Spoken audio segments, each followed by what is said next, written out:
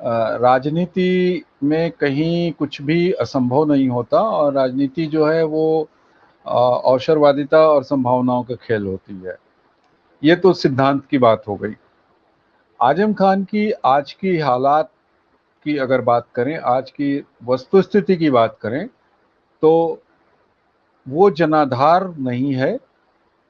शक्ति की जो हालत अगर कहें तो चूंकि सत्ता में बहुत लंबे समय से नहीं है, काफ़ी समय से जेल में है, बहुत सारी जो आय के साधन संपत्ति ये सब चीज़ें थी उनकी, वो सरकार ने धीरे धीरे करके उस पर रोक लगा दिया है, कुछ छीन ली है, कुछ सरकार द्वारा जब्त कर ली गई हैं।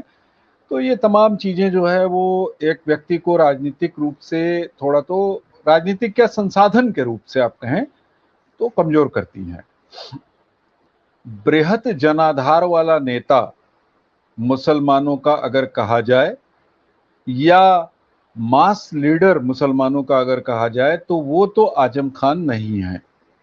ये तो बहुत स्पष्ट है, क्योंकि आजम खान का प्रभाव हो सकता है कुछ हद तक पश्चिमी उत्तर प्रदेश के कुछ इलाकों में निसंदेह हो, लेकिन अवध, पूर्वी उत्तर प्रदेश, बुंदेलखंड, इन इलाकों में ऑलमोस्ट नगण्य के बराबर है।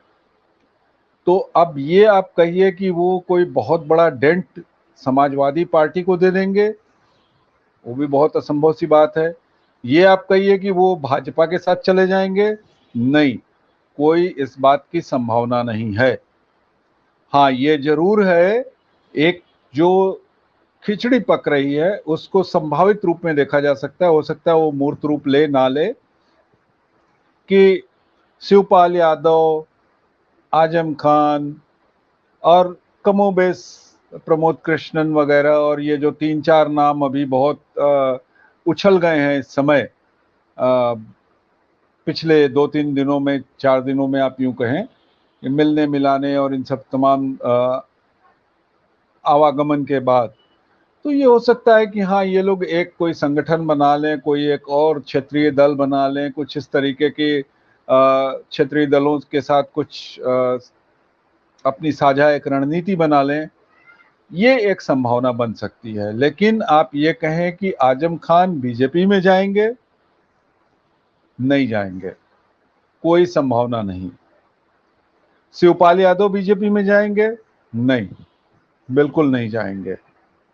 ये दोनों लोग मिलके जरूर सपा के कुछ वोट, सपा के वोट बैंक और सपा का जो आधिपत्य का क्षेत्र है उसमें गड़बड़ियां जरूर करेंगे। ये भी हो सकता है, और मैं इस संभावना से बिल्कुल इनकार नहीं जी सर। करता, कि संभव है कि कुछ विधायकों को तोड़ना फोड़ना पार्टी के अंदर, जो अभी मतलब ठीक जो है, मतलब ये विधानमंडल कि दल है उसमें कुछ खुराफात आजम कर खान सकते और हैं। शिवपाल। वो पहले पहले बताना चाहता हूँ।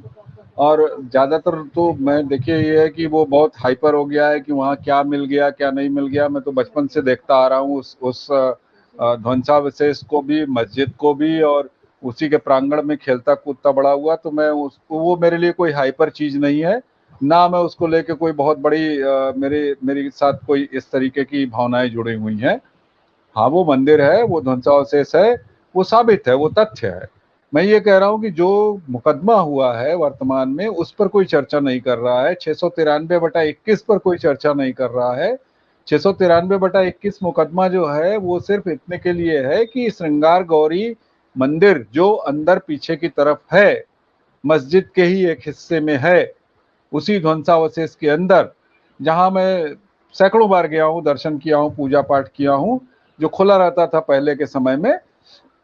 ये सारा प्रकरण होने के बाद और ये कॉरिडोर बनने के समय और 1991 के उस विध्वंस के बाद और ये एक्ट बनने के बाद उसको बंद कर दिया गया। उसमें अब 1 साल में एक बार, वही नवरात्र के समय जब गौरी यात्रा होती है तो उस समय लोगों को अलाउ किया जाता है। मूल बात वही है कि उसमें पूजा करने की अनुमति दी जाए।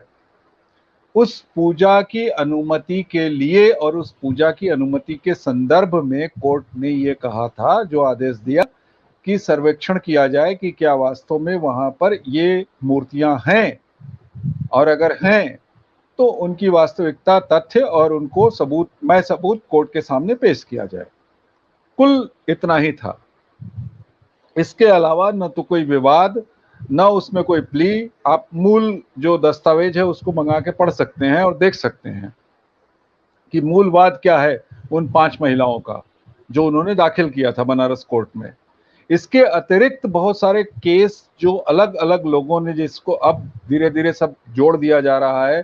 सोहन लाल आर्या का केस है, उसमें उनका जो 1936 वाला केस है, तो उनको अब आप जोड़ते जा रहे हैं, उसका कोई फिलहाल मतलब नहीं है।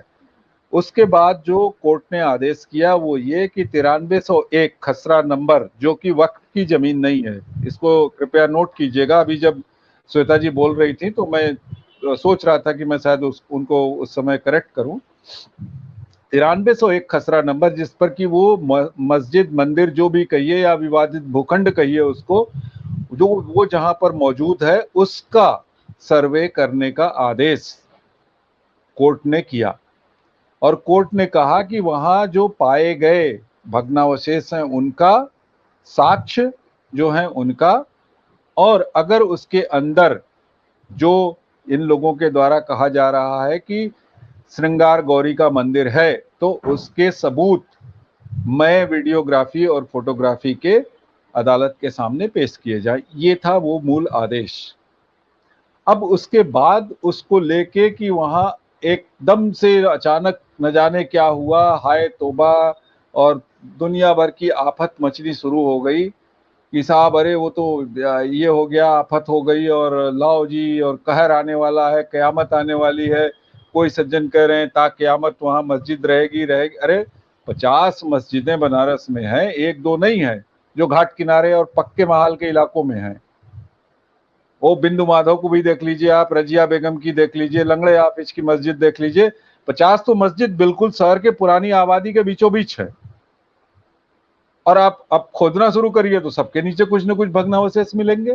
किसी के नीचे किले का टुकड़ा मिलेगा, किसी के नीचे और कोई न कोई पत्थर का टुकड़ा, मंदिर का टुकड़ा, कुछ न कुछ तो मिलेगा।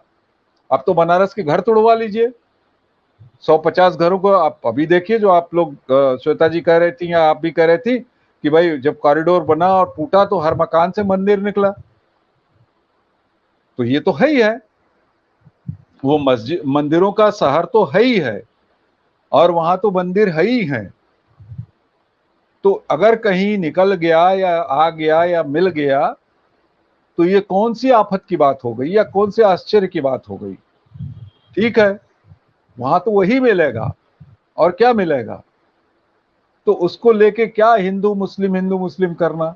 अरे भाई, न्यायालय के पास जब लंबित है, और उसमें एक विवाद जो सोहन लाल आर्या का है, जो लेके वो काशी ज्ञानवापी मस्जिद मुक्ति आंदोलन, ध्यान करिएगा इसको, इनका जो केस है ये अलग से इलाहाबाद हाईकोर्ट के पास लंबित है, जिसमें इलाहाबाद हाईकोर्ट ने स्टे दिया हुआ है।